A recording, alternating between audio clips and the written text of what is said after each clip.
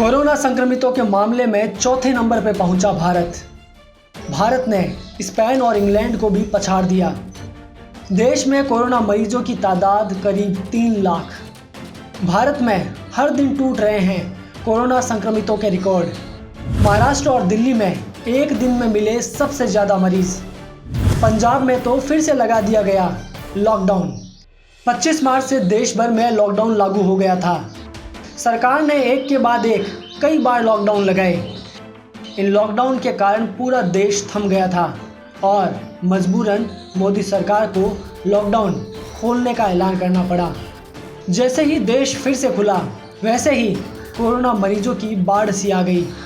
चूँकि कोरोना का अभी तक कोई इलाज नहीं है, ऐसे में लॉकडाउन ही इससे बचने का एकमात्र बड़ा रास्ता था।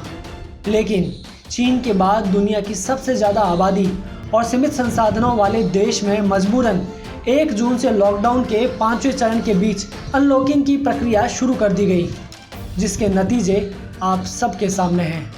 पूरा देश कोरोना के कोहराम से त्राहिमाम कर रहा है। अब तो लोग भी ये मांग करने लगे हैं कि देश में फिर से सख्ती से लॉकडाउन लगा देना चाहिए। खबर अपडेट का ये पब्लिक पोल इसी की बानगी है, जिसमें 64% लोगों का कहना है कि देश में फिर से लॉकडाउन लगना चाहिए। बहरहाल अब आपको नोमुरा रिसर्च फर्म की एक रिसर्च बताते हैं, जिसमें लोगों की आवाजाही और मामलों की बढ़त को आधार बनाया गया है। इस रिसर्च में कहा गया है कि भारत उन 15 देशों में से है जहां लॉकडाउन में दी जा रही ढील के चलते कोविड-19 का संक्रमण तेजी से बढ़ सकता है। हमारे विजुअल टूल ने जो रिजल्ट दिए हैं उसके अनुसार 17 देश ऐसे हैं जहां अर्थव्यवस्था को दोबारा शुरू करने की प्रक्रिया सही रास्ते पर यानी ऑन ट्रैक है, और वहां कोरोना के दूसरे चरण यानी सेकेंड वेव के कोई संकेत नहीं दिख रहे हैं। 13 देशों में कोरोना के दोबारा लौटने की आशंका लग रही है और 15 देश ऐसे हैं जहां सेकेंड वेव आने की पूरी आशंका है। यह रिसर्च आगे बताती है कि दरअसल लॉकडाउन में ढील देने से 2 परिस्थितियां पैदा हो सकती है। पहली स्थिति को अच्छा बताया गया है और इसमें कहा गया है कि अमेरिका जैसे देश में लॉकडाउन में ढील दिए जाने के बाद लोगों की आवाजाही में बढ़ोतरी हुई और रोज़ाना मामलों में छिटपुट बढ़ोतरी के साथ व्यावसायिक सेवाएं शुरू हो गई, जिसके चलते लोगों के भीतर भय का माहौल खत्म हुआ है और लोगों की आमद रफ्त बढ़ रही है।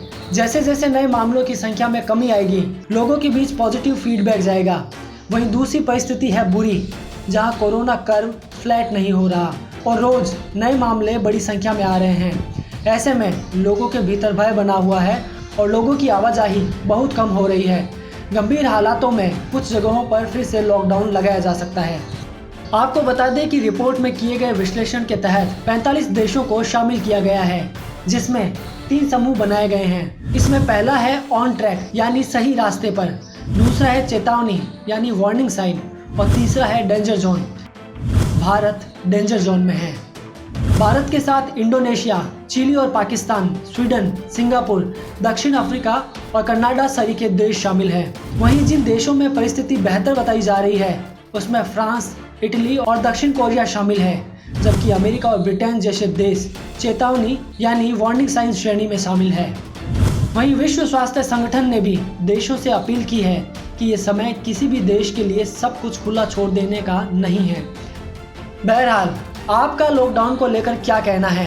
क्या कोरोना के बढ़ते मामलों के चलते देश में फिर से लॉकडाउन कर देना चाहिए या नहीं? अपनी राय हमें कमेंट करके ज़रूर बताएं। टीम खबर अपडेट।